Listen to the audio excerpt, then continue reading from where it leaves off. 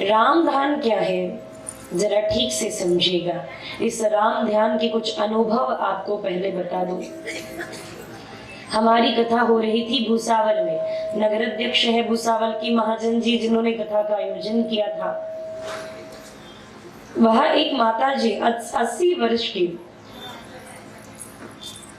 बड़े अद्भुत और समृद्ध परिवार से।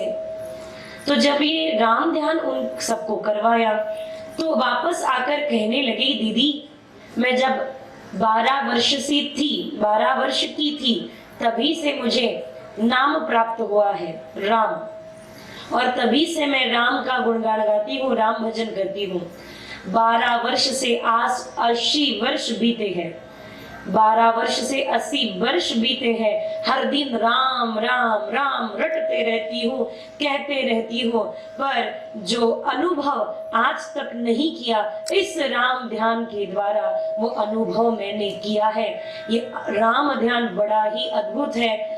मुझे तो लगता है 12 वर्ष से 80 वर्ष तक जो राम ध्यान में, जो राम राम में जपते आई, उसका फल है ये राम ध्यान। जब वो अनुभव उनका सुना तो मेरे नेत्र से जल उठे। मुझे बहुत ही खुशी मिली कि किसी की उपासना तो पूर्ण हो गई। अच्छा, हम करने वाले कौन है? वो तो राम नाम के सहाय द्वारा उनकी उपासना पूर्ण हो गई। समझ रहे हैं क्या? गोस्वामी जी, तुलसीदास जी महाराज जी भी कहते हैं कि हे प्रभु, इस जगत का मंगल हो जाए, पर मंगल करवाने वाला मैं कौन हूं? कभी ना हो ना संत कहाओ, जथामति राम गुण गाओ। ना कवि हूं ना संत हो, जैसी मति हो वैसा गान कर रहा हो।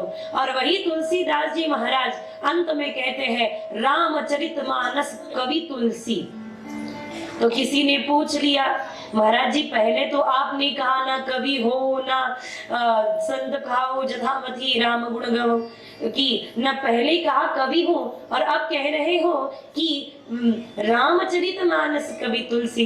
तो गोस्वामी जी ने कहा, अरे मेरे भाई, मैं पहले कवि नहीं था, पर जैसे मेरे सदगुरु की कृपा मुझ पे हुई है, वैसे ही मैं जैसे राम नाम को धारण किया हो, वैसे ही मैं कवि बन गया। मैं शायर तो नहीं, मगर हे प्रभु, जब से देखा मैंने तुझको, मुझको शायरी आ गई।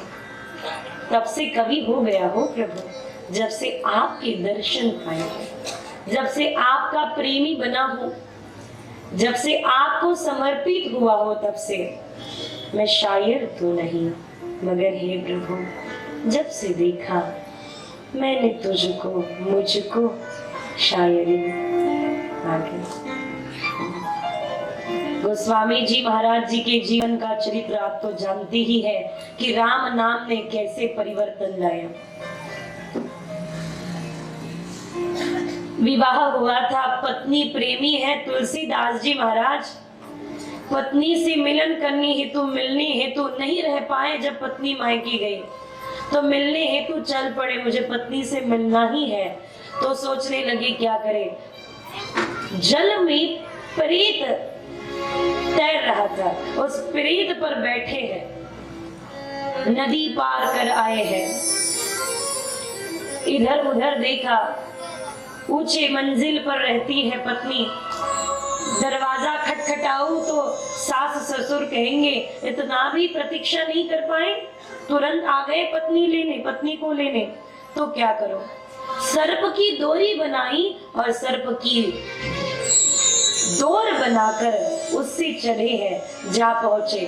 सामान्य कोई नारी होती ना, तो सामान्य नारी अगर होती तो कहती, माझ्यासाठी एवढे परिश्रम करून आला पति दे। अगर कोई सामान्य नारी होती तो गले से लगा लेती और मार्ग से ऊर्जा बहकर एक कहानी वही खत्म हो जाती। किंतु वे अनुरागी है, ज्ञानी है, सद्भक्त है। कहने लगी, पतिदेव